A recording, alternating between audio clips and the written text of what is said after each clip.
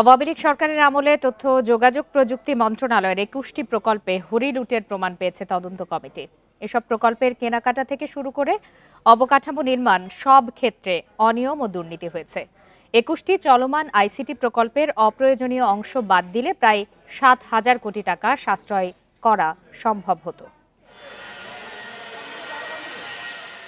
২০০৯ থেকে ২০২৪ সাল পর্যন্ত গত ১৫ বছরে প্রকল্পের নামে তথ্য প্রযুক্তি খাতে কি পরিমাণ অর্থ লোপাট ও দুর্নীতি হয়েছে তা খতিয়ে দেখতে ১২ সদস্যের তদন্ত কমিটি গঠন করে অন্তর্বর্তী সরকার।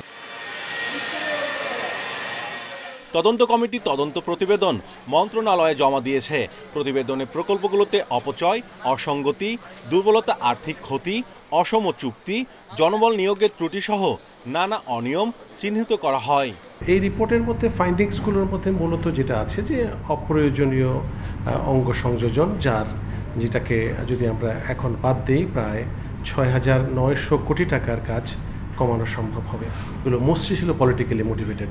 ধরা যাক একজন মেম্বার অফ পার্লামেন্ট অথবা একটা বিশেষ পরিবারের সদস্যদেরকে খুশি করার জন্য এমন সমস্ত লোকেশনে এই প্রজেক্টগুলোকে সিলেক্ট করা হয়েছিল যেগুলোর আলটিমেটলি কোনো বিজনেস কেস নাই এবং এন্ড অফ দ্য ডে দেখা যাবে ওয়েস্টেজ অফ মানি, যেটা আমাদের বহু প্রকল্পের ক্ষেত্রে হয়েছে। সচিব বলেন, এই খাতে বিভিন্ন অনিয়ম ও দুর্নীতির সঙ্গে জড়িতদের চিহ্নিত করা হচ্ছে, তাদের বিরুদ্ধে ব্যবস্থাও নেওয়া হচ্ছে।